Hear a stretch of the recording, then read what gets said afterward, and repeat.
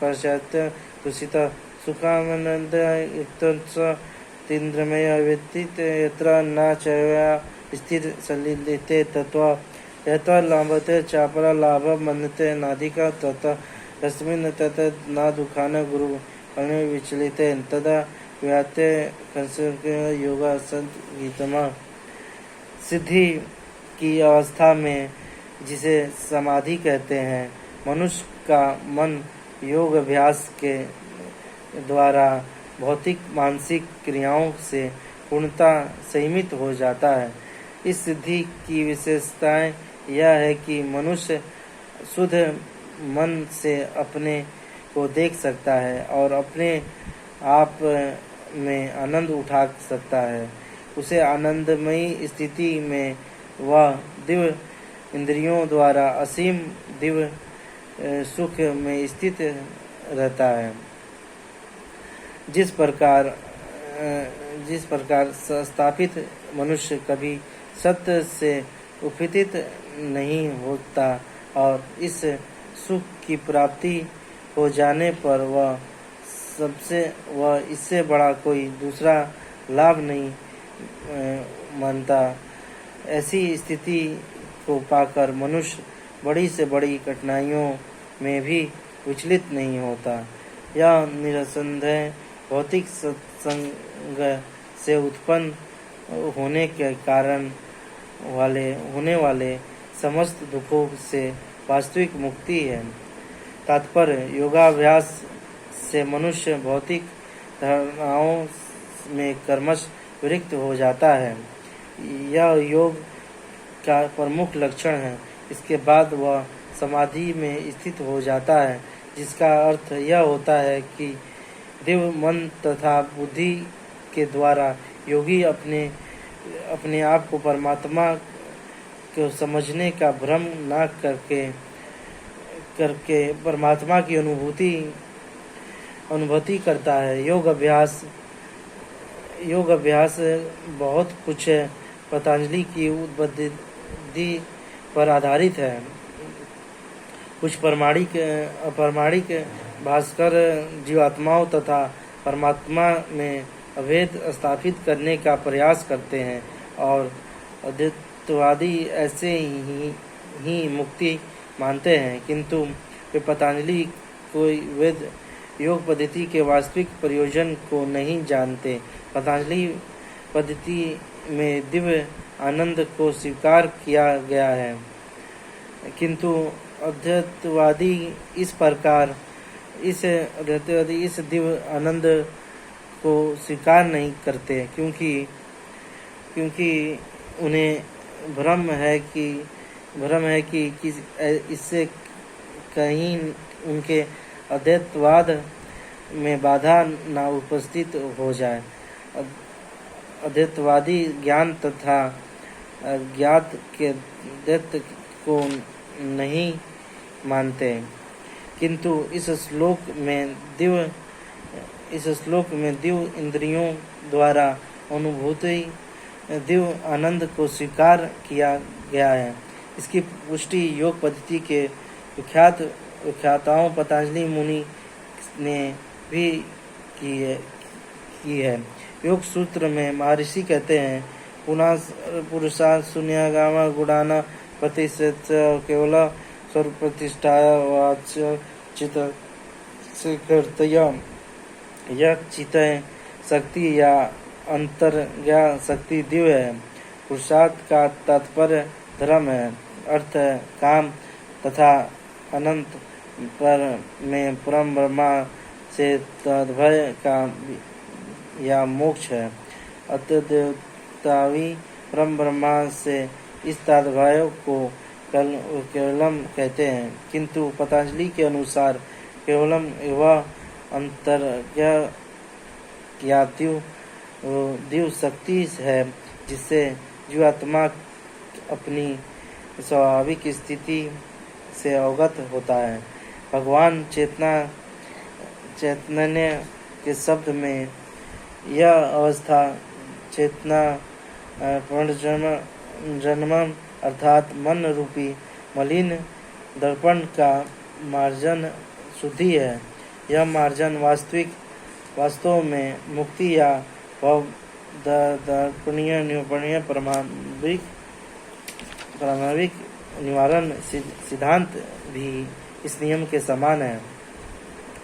भगवत में इसे स्वपूर्ण विशिष्टि में कहा गया है कि भगवत गीता के इस श्लोक में भी इसकी पुष्टि हुई है। निवारण के बाद आध्यात्मिक कार्यकल्पों की या भगवत व्यक्ति की अभिव्यक्तियों से होती है, जिसे कृष्ण भावनामृत करते हैं। भागवत के शब्दों में स्वरूपेण व्यवस्थित जीवात्माओं का वास्तविक जीवन यही है कि भौतिक दूषण से आध्यात्मिक जीवन के कलमेशों युक्त होने की अवस्थाओं माया है। इसके भौतिक दूषण से मुक्ति का अभिप्राय जीवात्मा की मूल दिव्य स्थिति का विनाश नहीं किया है। पतंजलि भी इसके पुष्टि के इन शब्दों से करते हैं। केवल सौर प्रतिष्ठाया या चिति शक्ति या दिव्य आनंद ही वास्तविक जीवन है। इसका अनुमोदन वेदांत सूत्र में इस प्रकार हुआ है। आनंदमयो भक्तास यह चित शक्ति की योग का परम लक्ष्य की भक्ति योग द्वारा इसके सरलता से प्राप्त किया जाता है। भक्ति योग का विस्तृत विवरण 7वें अध्याय में किया जाएगा।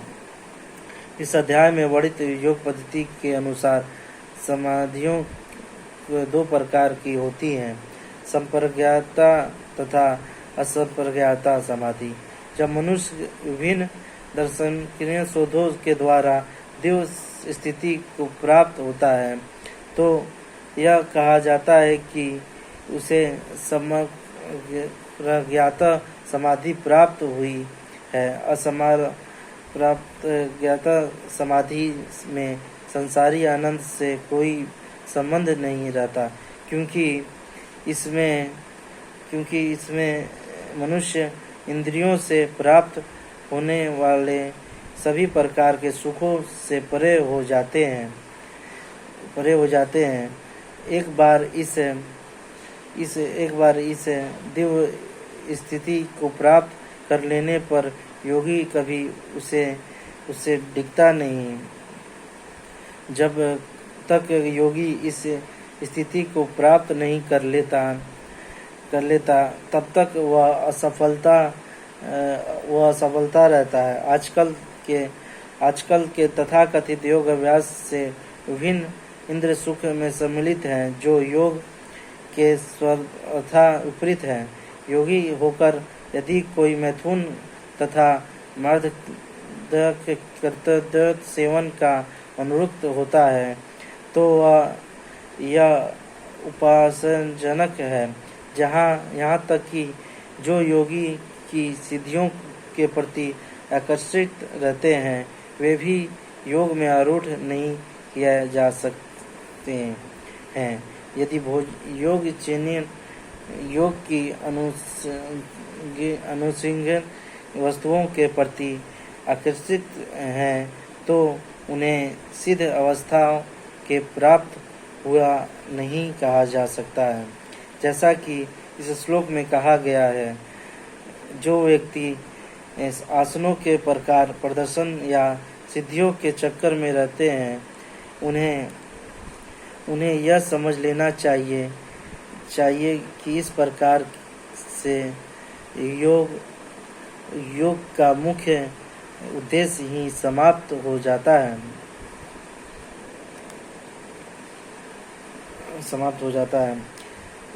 है। इस युग में योग की सर्वोत्तम पद्धति कृष्ण भावनामृत है, जो निराशा से उत्पन्न करने वाले लिए नहीं है। एक कृष्ण भावना भावित व्यक्ति अपने धर्म में इतना सुखी रहता है कि उसे किसी अन्य सुख की आकांक्षा नहीं रह जाती है। इस धर्म प्रधान युग में हठ योग, ध्यान योग तथा ज्ञान योग का अभ्यास करते हुए वे अनेक अवरोधों आ सकते हैं, किंतु कर्म योग का भक्ति योग के पालन में ऐसी समस्याओं के सामने नहीं आती।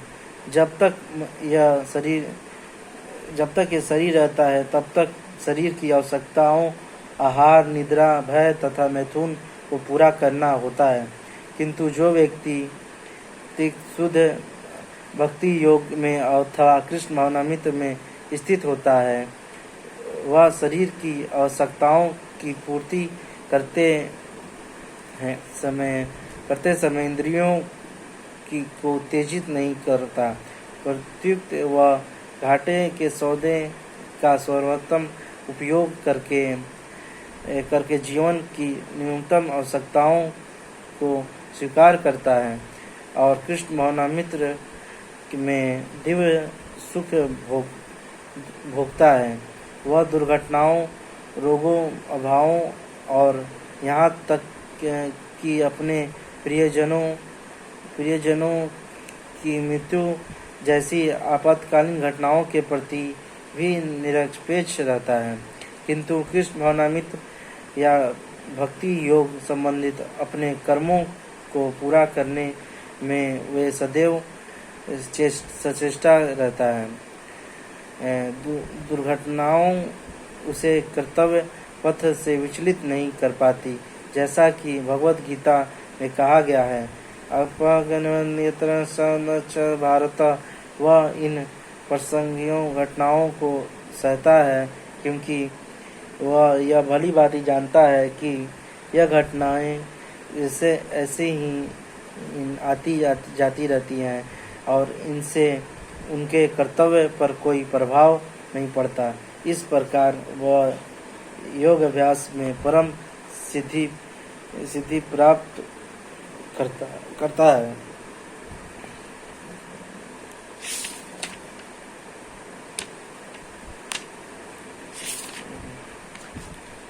स निश्चित न योग निर्वाण न चेतस्य सगनाभ्य प्रभाव स्वरणस्य मनो सर्गविनय समंतरम।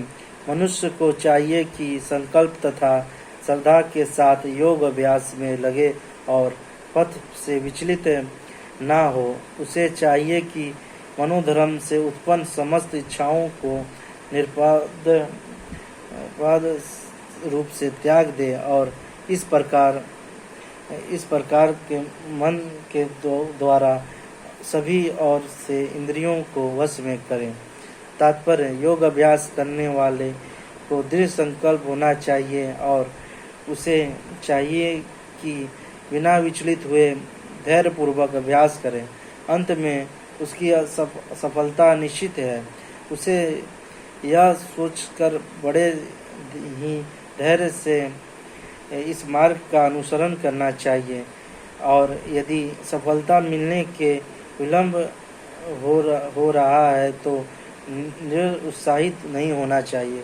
ऐसे दृढ़ अभ्यासी की सफलता सुनिश्चित है। भक्ति योग में के संबंध में रूप गोस्वामी का कथन है, उत्साह निश्चय करते तथा प्रवर्तन संक्राम वृत्त प्रसिद्धि।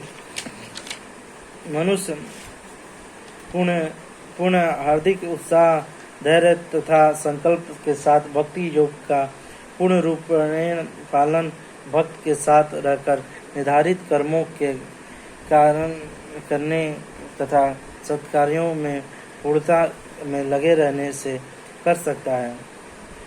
जहाँ तक संकल्प की बात है, मनुष्य को चाहिए कि उसके गौरव या का आदर्श ग्रहण करें, जिसके सारे अंडे समुद्र की लहरों में मगन हो गए थे। कहते हैं कि एक गौरैया ने समुद्र के तट पर अंडे दिए, किंतु विशाल समुद्र उन्हें अपनी लहरों में समेट ले गया।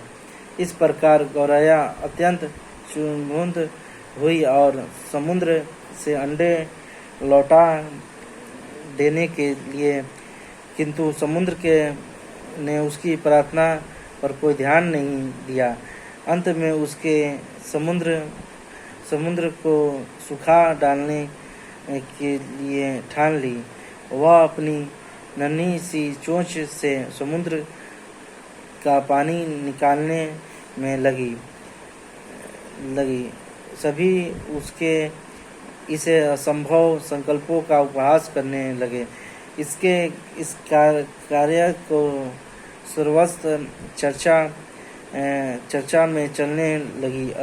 तो लोग अंत में भगवान विष्णु के विराट वाहन पक्षीराज गरुण ने यह बात सुनी और उन्हें अपनी इस नन्ही पक्षी बहन पर दया आई और वे गौरैया से मिलने आए।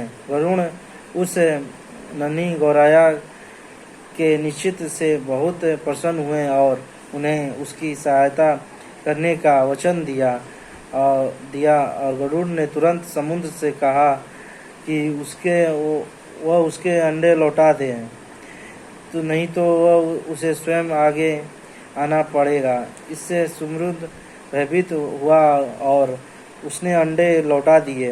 वह गौरैया गरुड़ की कृपा से सुखी हो गई।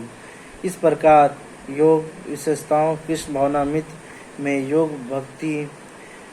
भक्ति योग अत्यंत दुष्कर प्रतीत हो सकता है, किंतु जो कोई संकल्प के साथ नियमों का पालन करता है, भगवान निश्चित ही रूप से उसकी सहायता करते हैं, क्योंकि वे जो अपनी सहायताओं आप में करते हैं, भगवान उनकी सहायता करते हैं, क्योंकि जो अपनी सहायता आप करते हैं, भगवान उनकी सहायता करते हैं। आगे हम भगवत गीता को कल कंटिन्यू करेंगे।